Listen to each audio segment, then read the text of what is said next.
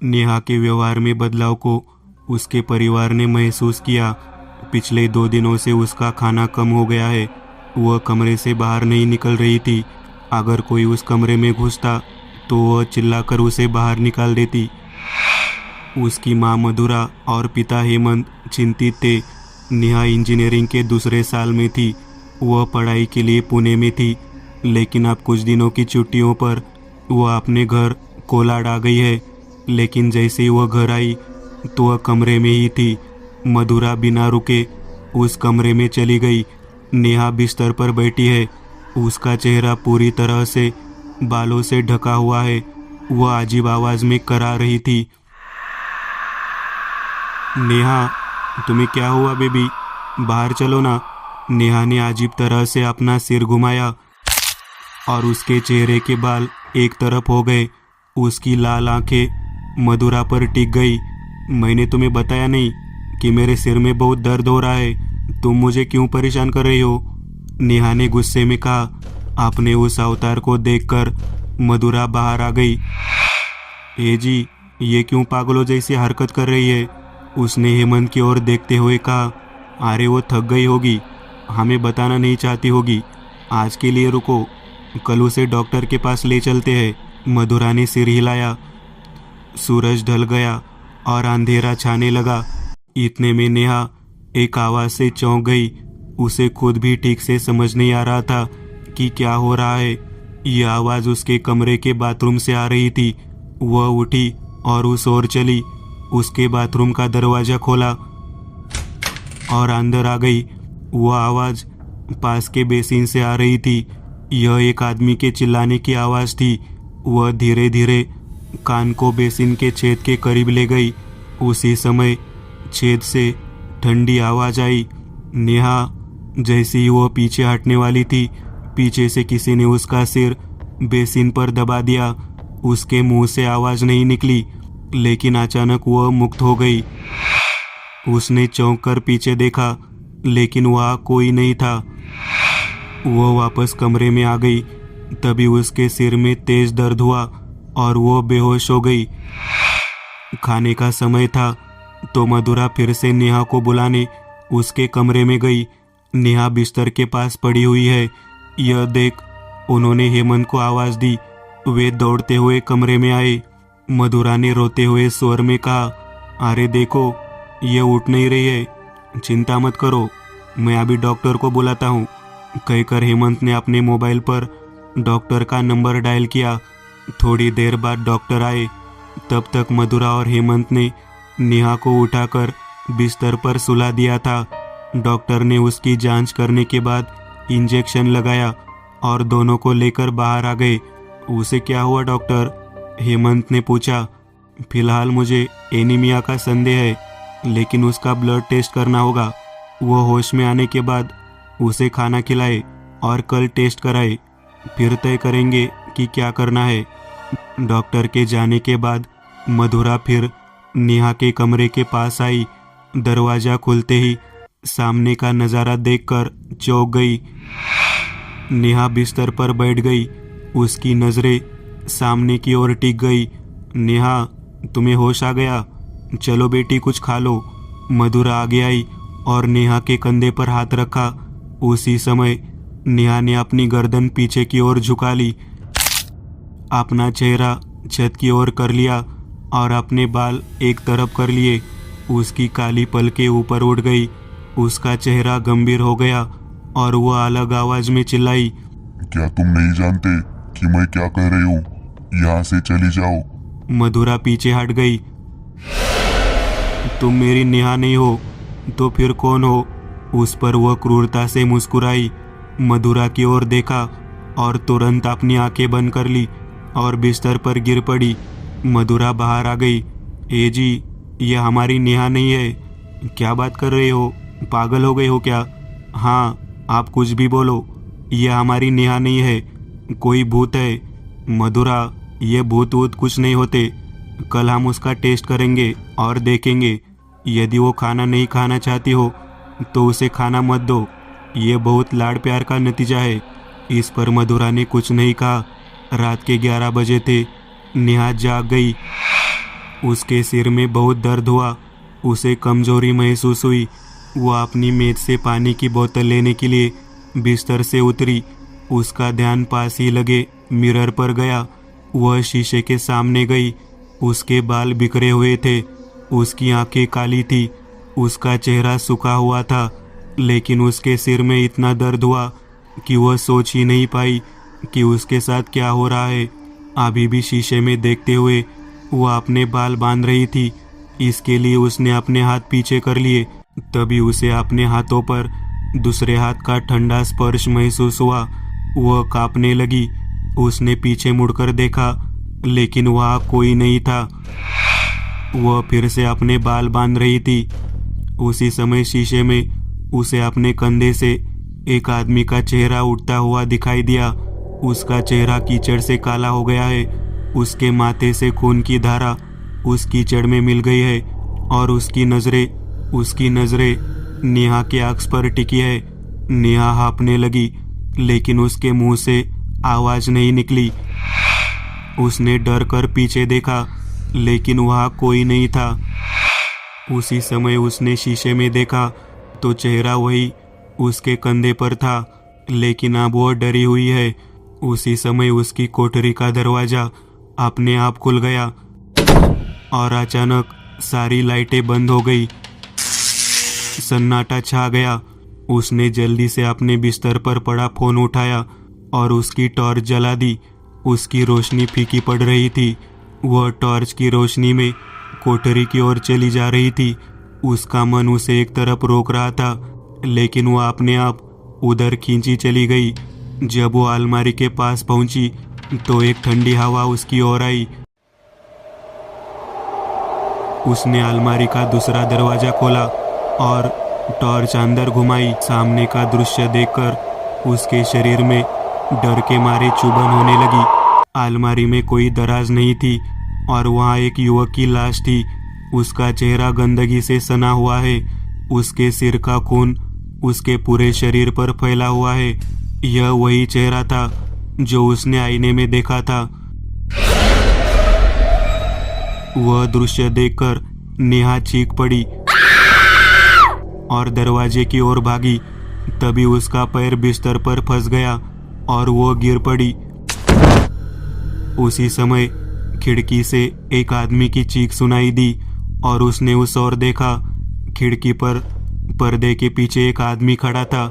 उसकी आकृति उसे खिड़की के बाहर खंबे पर लगे लैंप के रोशनी में दिखाई दे रही थी। धीरे धीरे वह पर्दा ऊपर जाने लगा। वह आदमी आगे चल रहा था। पर्दा उसके साथ उठ रहा था। वह पर्दे के पीछे उसकी आकृति स्पष्ट रूप से देख सकती थी, लेकिन पर्दे के नीचे कुछ भी नहीं था। धीरे धीरे पर्दा उसकी छाती तक आ गया। जैसे ही वह थोड़ा आगे बढ़ा तो पर्दा उसके सिर तक आ गया। अब उसे पर्दे के पीछे उसका सिर तो दिख रहा था, लेकिन नीचे कुछ और नहीं दिख रहा था। और अचानक वह आगे आ गया और पर्दा फिर पीछे हट गया और ठीक हो गया, लेकिन वहाँ कोई नहीं था। उसकी आवाज़ डर के मारे जम गई थी। वह वहाँ से उठकर दोबारा दरवाजे पर आई। किसी ने उसे पीछे से खींच लिया। उसने पलट कर देखा तो वहाँ कोई नहीं था। उसके मोबाइल की टॉर्च जल बुझ रही थी। हाँफती हुई उसे अलमारी के पास लाया गया।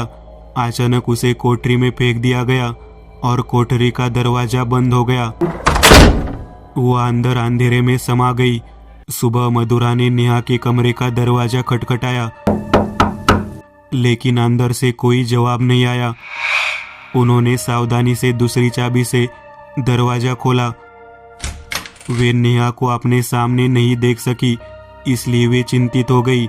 सुनिए, नेहा यहाँ नहीं है। उन्होंने हेमंत को आवाज़ दी। वहाँ पहुंचकर हेमंत ने कहा, यह लड़की हमें सुख से जीने नहीं देगी। आप कहाँ चली गई? दरवाजा अंदर से बंद था।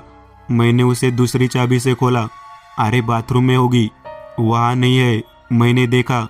ऐसे कैसे कहाँ जाएगी? हेमंत खिड़कियों की ओर देख रहा था। वे बहुत अच्छे से बंद थे। अचानक वे कोठरी के सामने आ गए। उसने कोठरी खोली। सामने का दृश्य देखकर वे भी चौंक गए। नेहा कोठरी के ऊपर बड़े दराज में बैठी है। उसकी आंखें बहुत काली है। वह विस्फारित नेत्रों से हेमंत को देख रही थी। नेहा, तुम यहाँ क्या कर रही हो? हेमंत ने गुस्से में कहा। उसने कोई जवाब नहीं दिया। अरे नेहा, क्या हुआ तुम्हें? मधुरा ने पूछा। नेहा ने मर्दाना आवाज में कहा। अरे क्या नेहा नेहा लगा रखा है, मैं नेहा नहीं हूँ। उस समय उसके चेहरे पर भयानक भाव थे, जिसे देखकर हेमंत भी हैरान रह गया। अरे देखो, ये कैसी हरकतें कर रहे हैं। मैंने कहा ना, ये कुछ और है। मधुरा ने रुआंसे स्वर में कहा। नेहा अजीब तरह से मुस्कुराई और धड़ाम से कोठरी का दरवाजा अपने आप बंद हो गया। अब स्थिति देखकर हेमंत भी डर गया। तू कह रही है वह वही है, यह कुछ और है। हमें देखना होगा। यहाँ डोंगरवाड़ी में कोई है जो ऐसे भूत कब्जा उतारता है। क्या हम नेहा को उसके पास ले जाए? जैसे ही माधवी बोली, कोठरी से उस आदमी की क्रूर धीमी हंसी की आवाज आई। चलो यहाँ से निकले और फैसला करें। मधुरा ने अपने दोस्त से उस आदमी का नंबर लिया और उसे फ़ोन किया और बताया कि क्या हुआ था। उस आदमी का नाम हम्बीर था। आप जो स्थिति आपने मुझे बताई, उसके अनुसार वो सीधे यहाँ नहीं आएगी। पहले हमें उसके शरीर पर नियंत्रण रखने वाले को शांत करना होगा। हम्बीर सामने से बोला। लेकिन इसके बारे में क्या किया जाए? फ़ोन रखने के बाद से ही हेमंत और मधुरा हम्बीर का इंतज़ार कर रहे थे। शाम करीब 5 बजे हम्बीर वहाँ आया। जैसे ही उसने घर में कदम रखा, नेहा के कमरे की कोठरी का दरवाज़ा खुल गया। उसकी आवाज़ बाहर तक निकली। हम्बीर की उम्र लगभग 35 वर्ष थी। काले कपड़े, गले में रुद्राक्ष की माला, हाथ धागों से बंधे, गर्दन पर बाल, दाढ़ी बड़ी हुई लेकिन सजी हुई नहीं, माथे पर लाल तिल। नमस्ते, मैं हम्बीर हूँ, उसने भर्राई आवाज में कहा। मधुरा ने कहा, हम आपका इंतजार कर रहे थे। अच्छा, वो कहाँ है? अंदर, मेरे साथ आओ। मधुरा नेहा के कमरे में आई। उसके पीछे हम्बीर भी आया। वे दोनों दरवाजे पर खड़े चौंक गए, क्योंकि कोठरी का एक दरवाजा खुला था और नेहा दूसरे दरवाजे पर टिक कर बैठी थी। बहुत सख्त, उसके अंग कठोर है, उसके बाल उलझे हुए हैं। वह अपनी गर्दन नीचे करके बैठी है। हम्बीर उसकी ओर बढ़ा। रास्ते में वह आईने के सामने से गुजरा। आईने पर उसका ध्यान नहीं गया, लेकिन उस आईने के सामने दीवार के सहारे एक आदमी झुका हुआ था। आईने में उसका प्रतिबिंब था। हम्बीर नेहा के पास पहुंचता है। वह होश में नहीं थी। उसने अपने कंधे पर रखा हुआ शबनम से एक चौकोर काला पेडेंट निकाला। उसने उसे नेहा के सिर पर रख दिया। उसने कोई प्रतिक्रिया नहीं दी। हम्बीर ने किसी तरह एक डिब्बे से राख निकाली और कुछ मंत्र पढ़कर उस राख को नेहा के सिर पर डाल दिया, लेकिन उसकी ओर से कोई प्रतिक्रिया नहीं हुई। कुछ देर सोचने के बाद उसने नेहा को छुआ। उसका शरीर बहुत गर्म था, लेकिन फिर भी उसकी तरफ से कोई जवाब नहीं आया। कुछ देर सोचने के बाद हम्बीर उठ खड़ा हुआ। उसने शबनम से नमक निकाला और कुछ मंत्र पढ़ते हुए उसे पूरे कमरे में फैला दिया। कुछ जगहों पर नमक गिरते ही चिपक गया। उसी समय नेहा, जो इतनी देर से शांत थी, अचानक उठ खड़ी हुई। उसकी गर्दन अभी भी नीचे लटक रही थी। कमीने, यहाँ क्यों आया है? चला जा, नहीं तो मुफ्त में मारा जाएगा। नेहा ने उसे मर्दाना आवाज में कहा। इस बच्चे को छोड़ दो, कहकर उसने फिर उसके सिर पर नमक फेंक दिया। उसी समय अचानक अंधेरा हो गया। खिड़की से आने वाली रोशनी कम हो गई। वह कोठरी वही हिलने लगी। उसी समय जैसी आवाज हुई और हवा का एक झोंका खिड़की का शीशा तोड़ता हुआ अंदर आया। इसके साथ ही खिड़की के पर्दे की पट्टी टूट गई और पर्दा उड़कर हम्बीर की ओर आ गया और हम्बीर के शरीर से लिपट गया। उसे उसी स्थिति में धीरे धीरे जमीन से ऊपर उठाया गया। हम्बीर हिल नहीं सका। उसके चारों ओर पर्दा कसता जा रहा था। हालांकि उसने अपनी आंखें बंद कर ली और कुछ मंत्रों का जाप किया, लेकिन कुछ नहीं हुआ। उस पर्दे का फंदा कसता जा रहा था। उसी समय लाइट चली गई। कमरे में अंधेरा फैल गया। कोठरी से एक आदमी की भयानक हंसी की आवाज सबके कानों में पड़ी। यह तो शुरुआत है। अचानक हम्बीर के चारों ओर पर्दा खुल गया और वो ऊपर से नीचे गिर गया। जैसे ही वो गिरा, नेहा का शरीर उसके ऊपर तैरने लगा। उसके बाल उसके चेहरे पर आ गए। उसे अपनी छाती पर बहुत दबाव महसूस हुआ। उसने उसके शरीर पर कोई पाउडर डाल दिया। तुरंत नेहा फिर से उस कोठरी के पास बैठ गई। उसी समय बुझी हुई लाइटें वापस आ गई, जिसका फायदा उठाकर हम्बीर वहां से भाग गया। हम्बीर को बाहर भागता देख मधुरा और हेमंत उसके पीछे बाहर आए। वह घर के बाहर जाकर रुक गया। तुम इस तरह क्यों भाग गए? हेमंत ने उसे पूछा। यह कुछ भयानक है। यह मेरे नियंत्रण से बाहर है। जान जाते जाते बची है, हम्बीर ने हाँफते हुए कहा। मधुरा ने करुणा से कहा, लेकिन इसका कोई समाधान तो होगा ना। मेरी बेटी ऐसी हालत में है, मेरी मदद करो। पुणे में एकदंत नाम का एक आदमी है, वह इसमें मदद कर सकता है। मैं उसे फ़ोन करूँगा, देखते हैं क्या होता है। हम्बीर ने एकदंत को फ़ोन किया। उन्होंने बताया कि क्या हुआ था। एकदंत जल्द ही निकलकर हेमंत के घर आने वाले थे। इसके बाद हम्बीर चला गया। वे दोनों हताश होकर घर में आए। उस कमरे में जाने की उसकी हिम्मत नहीं हुई। हॉल में ही बैठे रहे। रात के 11 बज चुके थे।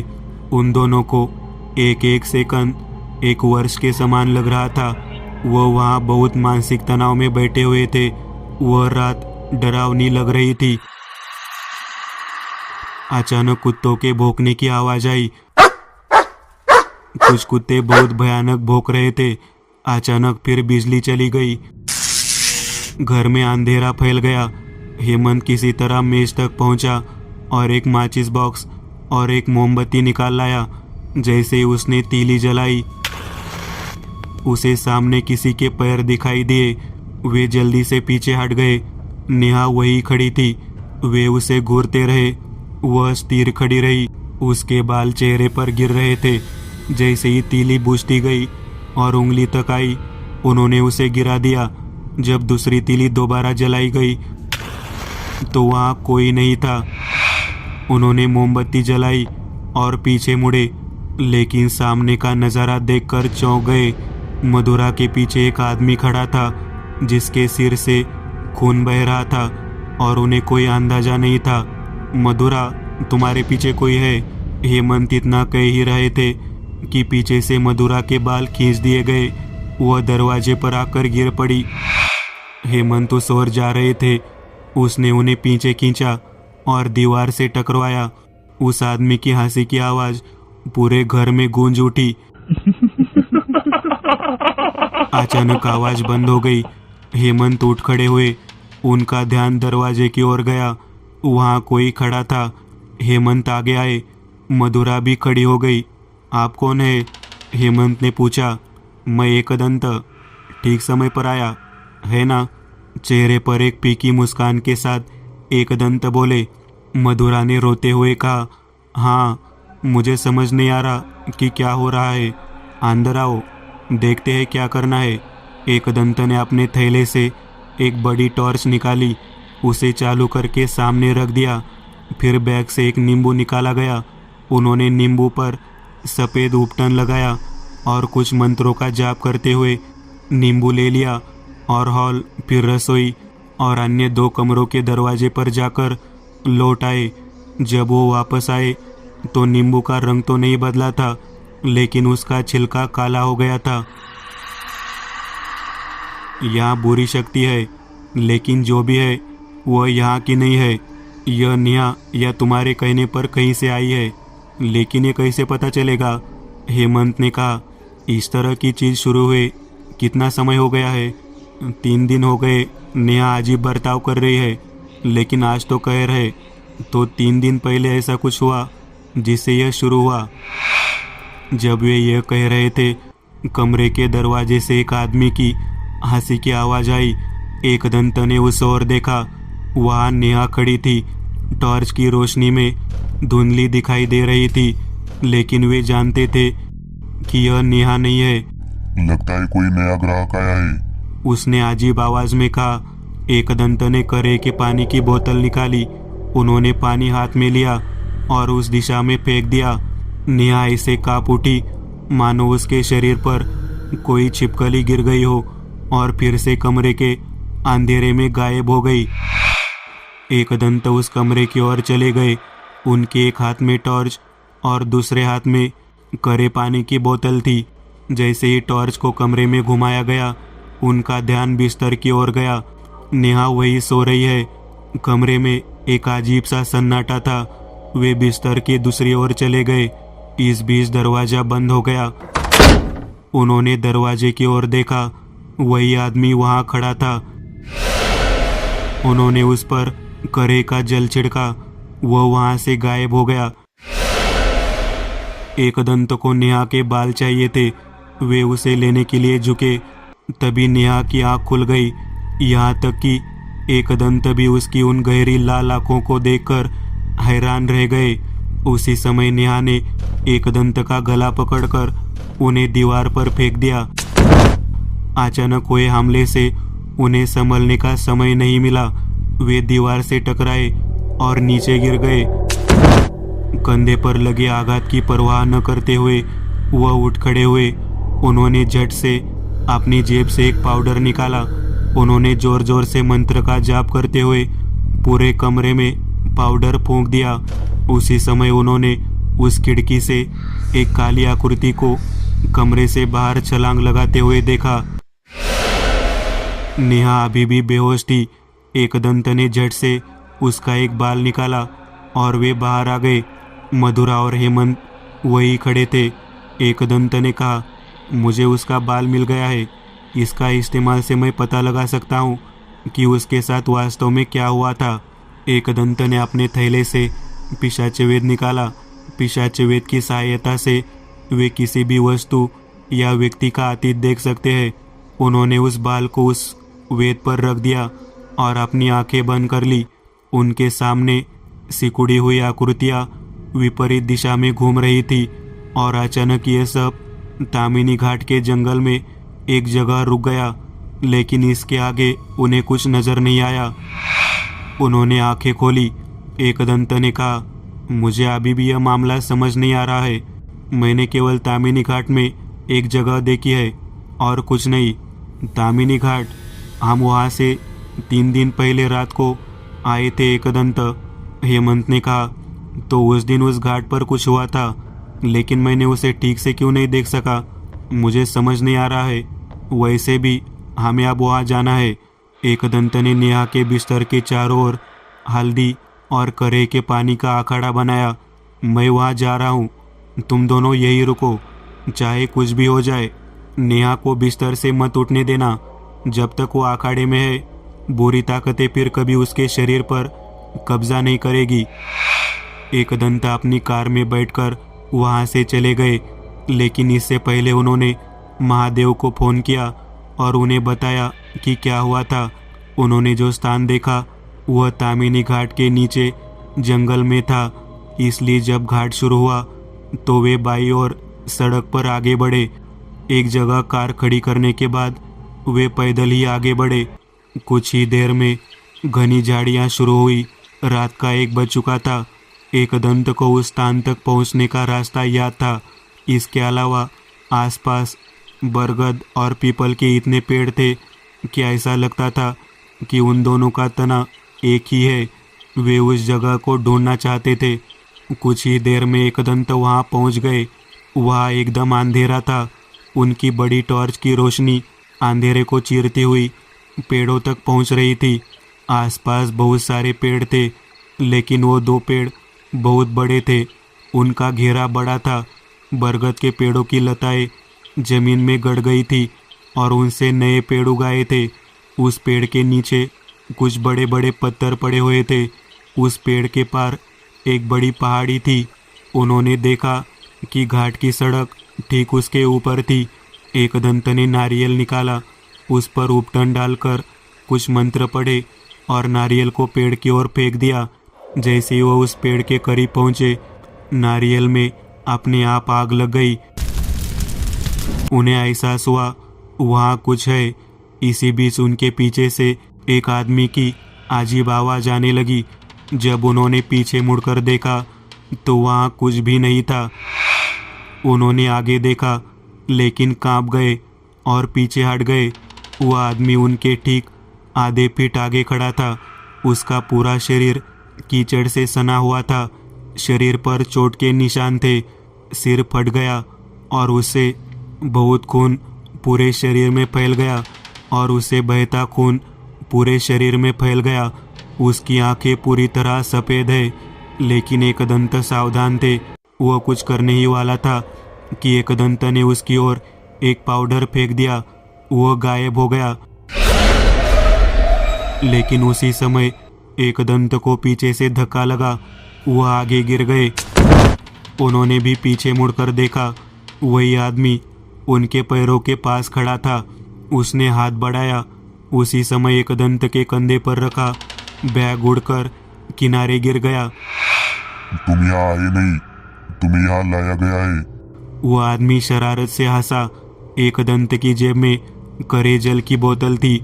उन्होंने बोतल निकाली और मन ही मन मंत्र उच्चार करते हुए उस आदमी पर पानी डाल दिया। वहाँ चिंगारियाँ उड़ी और वो गायब हो गया। एकदंत उठ खड़े हुए। वह हाथ में टॉर्च लेकर बैग की ओर जा रहे थे। तभी पेड़ हिलने लगे। हवा का एक झोंका आया। तभी बरगद और पीपल के पेड़ की ओर एक गहरे लाल रंग की आकृति उनकी ओर बढ़ी। वह बैग तक पहुंचने ही वाले थे और वह आकृति उन्हें खींचकर पेड़ के पास ले गई और तने से टकरा गई। एकदंत को बहुत मार पड़ी, फिर भी वह उठ खड़े हुए। करा की जल की बोतल अभी भी उनके पास थी। उसे अपने हाथ में लेकर उन्होंने अपनी आंखें बंद कर ली और मंत्र के रूप में अपनी आंखें खोली। लेकिन यह देखकर चौंक गए कि उनके चारों ओर अनगिनत भूत थे। खून से लथपथ शरीर, चमकदार लाल और सफ़ेद आंखें, उभरी हुई जीभ, लंबे कान, वे चारों ओर से पिशाचों से घिरे हुए थे। एकदंत ने ऊपर देखा तो उनका धैर्य समाप्त हो गया। उन पेड़ों पर पत्तों की जगह पिशाच लटक रहे थे। संपूर्ण वृक्ष पिशाचों से भरे हुए हैं। अन्य समय में जो पत्तियां प्रतीत हो रही थी वह वास्तव में एक भूत था। उस वक्त वह पूरी तरह थक चुके थे। उन्हें समझ नहीं आया कि क्या हो रहा है। जैसे कि अंत निकट था, उन्होंने अपनी पूरी ताकत इकट्ठी की और चंडी कवच का जाप किया। इसके लिए उन्हें काफ़ी ऊर्जा खर्च करनी पड़ी। पहले ही पश शरीर इसे सहन नहीं कर सका और वे वही ढेर हो गए। एकदंत, उठो एकदंत! कुछ शब्द एकदंत के कानों में पड़े तो वह चौंक कर उठ बैठे। उनके सामने महादेव थे। एकदंत ने चारों ओर देखा। वह पेड़ से दूर गिर पड़े थे। पिताजी, आप यहाँ कैसे? उन्होंने उठते हुए पूछा। अरे तूने मुझे बताया, तभी मैं यहाँ आने के लिए निकला था। यहाँ तक कि पिशाच वेद भी आतिथ नहीं देख सका, इसलिए मुझे संदेह हुआ कि अवश्य ही कुछ भयानक बात होगी। यहाँ आया और देखा तुम्हारा बैग एक तरफ पड़ा है और तुम यहाँ हो। मुझे कुछ समझ नहीं आ रहा पिताजी। मैं जीवन में पहली बार इतना असहाय महसूस कर रहा हूँ। मैं अनगिनत भूतों से घिरा हुआ था। चंडी कवच का उपयोग करने के लिए मजबूर किया गया। उसके बाद क्या हुआ क्या पता। अरे उस चंडी कवच ने तुम्हें बचा लिया। इसने तुम्हारे चारों ओर एक सुरक्षा कवच बना दिया जो तुम्हें राक्षसों से दूर रखता है। पिताजी, यह मामला कुछ अलग है। मेरा कोई भी मंत्र यहाँ काम नहीं कर रहा था। एकदंत, एक बात याद रख, आपके पास चाहे कितना भी ज्ञान हो, मायने रखता है कि आप उसका सही समय पर कैसे उपयोग करते हैं। स्थिति को समझ। वह शैतान यही था, केवल तुम नहीं समझे। और यहाँ तेरा दिमाग भी चलने नहीं दिया। लेकिन पिताजी, कुछ मत कहे, पहले महल में चल, तुम्हें इस मामले में बहुत तैयारी करनी होगी। लेकिन पिताजी, वह लड़की, हम उन तीनों के साथ ही महल में जा रहे हैं। एकदंत और महादेव हेमंत के घर गए। नेहा को होश आ गया। महादेव ने उसके हाथ में रस्सी बांधी। उन्होंने हेमंत और मधुरा के हाथों में भी रस्सी बांधी। वे सभी सुबह पुणे के निकट महादेव के महल में आए। हेमंत, मधुरा और नेहा एक कमरे में आराम कर रहे थे। महादेव और एकदंत दूसरे कमरे में बात कर रहे थे। पिताजी, आपने वहाँ ऐसा क्यों कहा कि मेरा दिमाग चलने नहीं दिया? अरे यदि तेरा दिमाग चलता तो तूने देखा होता कि बरगद और पीपल एक ही तने की तरह वहाँ उगते हैं जहाँ ब्रह्म संबंध की गंध होती है। हाँ, उस समय मुझे इसका एहसास नहीं हुआ। वही तो, और यह स्पष्ट है, ब्रह्म संबंध इतना शक्तिशाली है कि वो आसानी से आपके विचारों के साथ खेल सकता है। उसके सामने तेरी शक्ति कुछ भी नहीं थी एकदंत। लेकिन पिताजी, जो आत्मा नेहा को परेशान कर रही थी वह निश्चित रूप से ब्रह्म संबंध नहीं थी। मेरी उससे 3 बार मुलाकात हुई और तीनों बार वह चला गया। हाँ सही है, लेकिन वह आत्मा उन ब्रह्म संबंधों के साथ थी, इसलिए वह आत्मा भी उसी स्थान पर रहती थी। और वह राक्षस ब्रह्म संबंध का था जो उसी पेड़ पर रहता है। सही कहा एकदंत। पिताजी, मैं उस ब्रह्म संबंध को देख लूँगा, लेकिन मैं एक ही समय में इतने सारे पिशाचों से कैसे लड़ सकता हूँ? एकदंत के प्रश्न ने महादेव को भी सोच में डाल दिया। कुछ समय साइलेंस में बीत गया। महादेव ने कहा, एक चीज़ है पर वह अधूरी है। आप किस बारे में बात कर रहे हैं पिताजी?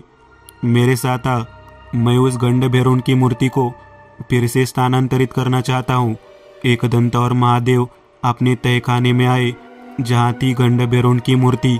महादेव ने मूर्ति की आंखों में अपनी उंगली डालकर मूर्ति के नीचे का छोटा तहखाना खोल दिया। अंदर जाकर उन्होंने लाल कपड़े में लिपटी कोई चीज़ निकाली और तहखाने में ताला लगा दिया। वे दोनों मुख्य तहखाने से बाहर आए। पिताजी, यह क्या है? एकदंत, यह एक खंजर है, लेकिन इसके 2 हिस्से अलग अलग है। महादेव ने खंजर निकालते हुए कहा। खंजर के 2 भाग थे, हैंडल और आगे का हिस्सा। यह कैसा खंजर है? अरे हमारे पुरखों से चिमाजी के पास ये खंजर था, लेकिन तब भी यह इस तरह 2 भागों में था।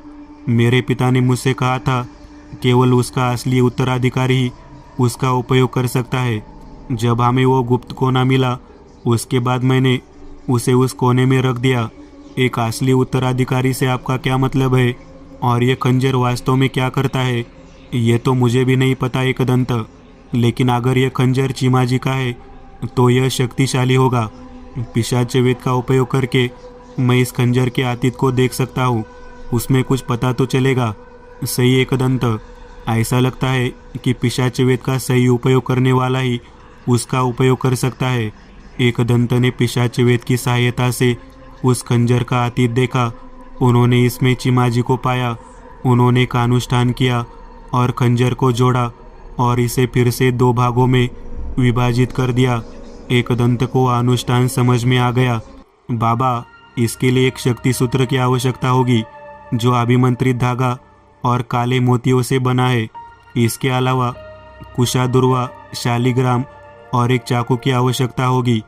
ठीक है एकदंत, मैं कुछ ही समय में इसका इंतजाम करूंगा। तब तक तुम आराम करो।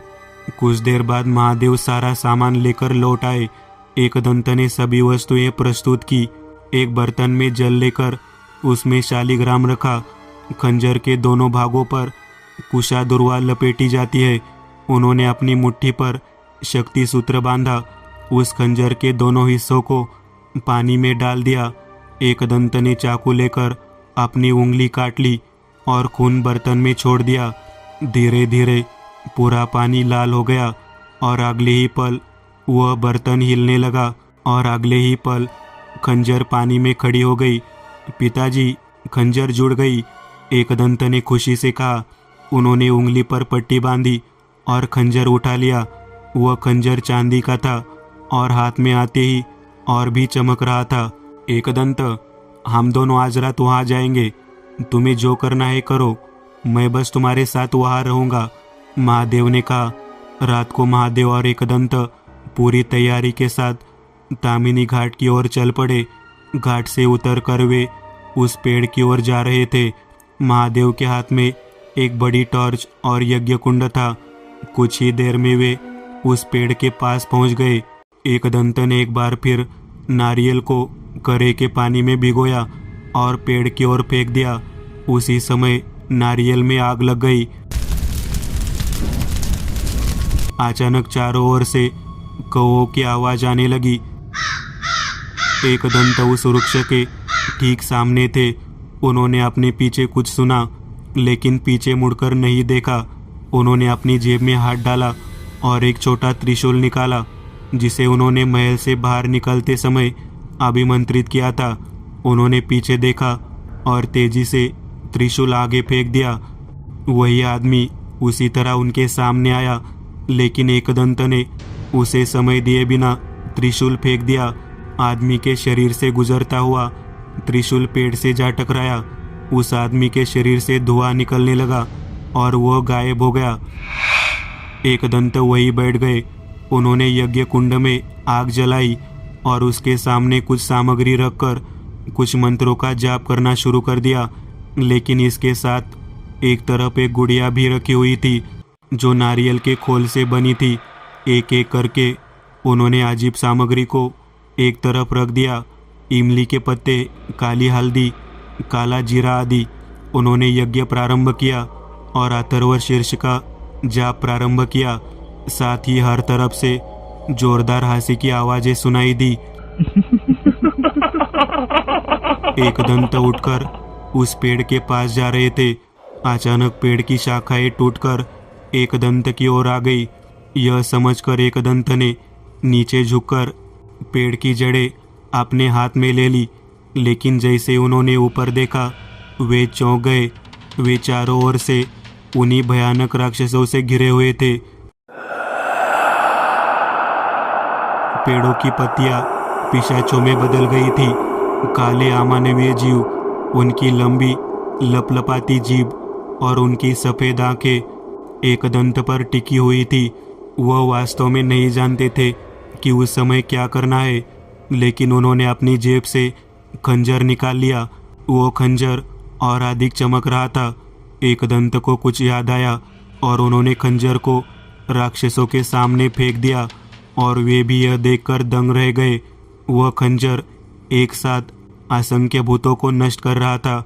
वह चारों दिशाओं में घूमती हुई कुछ ही क्षणों में समस्त पिशाचों को नष्ट कर एकदंत के सामने गिर पड़ी। यह देखकर महादेव भी अवाक रह गए। एकदंत ने खंजर उठाया और यज्ञ के पास आए। तभी यज्ञ की अग्नि बुझ गई। वही गहरी लाल आकृति उनके सामने पेड़ों से उभरी। एकदंत कुछ करने ही वाले थे, तभी वो उनकी ओर दौड़ा। लेकिन उसी समय एकदंत ने कुछ जाप किया और शीशा अपने सामने रख लिया। वे मंत्र अलग अलग भाषा में थे। दर्पण ने उनकी ओर आती आकृति को विक्षेपित कर दिया। एकदंत ने उस पेड़ की जड़ को उस गुड़िया पर बांध दिया और वेताल मंत्र का जाप करने लगे। अचानक चारों ओर से असंख्य कौवे एकदंत की ओर दौड़ पड़े, लेकिन उन वेताल मंत्रों के प्रभाव से एकदंत के चारों ओर एक खोल बन गया। उनसे एक निश्चित दूरी पर आने के बाद कौवे वापस जा रहे थे। इसके बाद एकदंत आजी बाजी मंत्र पढ़ते हुए उन चीज़ों को गुड़िया के ऊपर फेंकने लगे। जैसे एकदंत का मंत्र पूरा हुआ, गुड़िया कांप उठी। उन्होंने बैग से एक कील निकाली और गुड़िया में चुभा दी। गुड़िया को जमीन में गाड़कर आग लगा दी गई। उसी समय कौवों की काव काव रुक गई। पूरी तरह भस्म होने के बाद उन्होंने चावल की पिंड बनाई और पिंडदान मंत्र का जाप करके अनुष्ठान पूरा किया। पूरा माहौल शांत था। महादेव एकदंत के निकट थे। पिताजी, हमारा काम पूरा हो गया। उस आदमी की आत्मा और वह ब्रह्म संबंध दोनों अब मुक्त हो गए हैं। एकदंत, ये बात तो मुझे भी समझ नहीं आई। आखिर तुमने कौन सा अनुष्ठान किया? पिताजी, यह एक गनिमी कावा था। एकदंत ने मुस्कुराते हुए कहा। तो रे बताओ, ब्रह्म समन कब बनता है? जब वेद और पुराणों को जानने वाला बुद्धिमान व्यक्ति मारा जाता है तो उसे मुक्ति नहीं मिलती, तब वो ब्रह्म समन हो जाता है और उसे जहाँ दफनाया जाता है वह उसका क्षेत्र बन जाता है। सही कहा, मैं कल उसके क्षेत्र में था, इसलिए मेरा दिमाग ठीक से चल नहीं रहा था। मैं आंशिक रूप से नियंत्रित था। मेरी शक्तियाँ उसके सामने काम नहीं करती थी क्योंकि मैंने पुराण मंत्रों का प्रयोग किया था और वह स्वयं वेद पुराण का ज्ञाता है। उसे ऐसे मंत्रों की परवाह नहीं है, वह भगवान से भी नहीं डरता। लेकिन अब तुमने क्या किया? मैंने ब्रह्म समन को दिखाया एक और किया एक। उसने सोचा कि मैं यज्ञ कुंड जलाऊंगा और पुराणोक्त मंत्र का उपयोग करूंगा, लेकिन मैंने इसे केवल बजाया। मूलतः मैंने अपनी सुरक्षा के लिए वेताल का आह्वान किया, जो ब्रह्म संबंध से भी अधिक शक्तिशाली है, और उस ब्रह्म समन को रोकने के लिए वुडो विद्या का प्रयोग किया, जिसकी ब्रह्म समन को भनक तक नहीं लगी। मैंने उसकी आत्मा को उस गुड़िया में कैद कर दिया और आग लगा दी। इसमें कोई भी आत्मा तब तक नहीं रहती जब तक मुक्त न हो जाए, और फिर उनकी आत्मा की शांति के लिए उनका पिंडदान भी किया। वाह एकदंत, आज मुझे एहसास हुआ कि तुम इस विज्ञान में मुझसे कहीं आगे हो। आप पिशाचवेद को देख कौन था वो आदमी और क्यों आया था नेहा के पीछे। एकदंत ने पिशाचवेद की सहायता से नेहा का और उस स्थान का अतीत देखा। इस समय उन्हें पूरा अतीत समझ में आ गया था।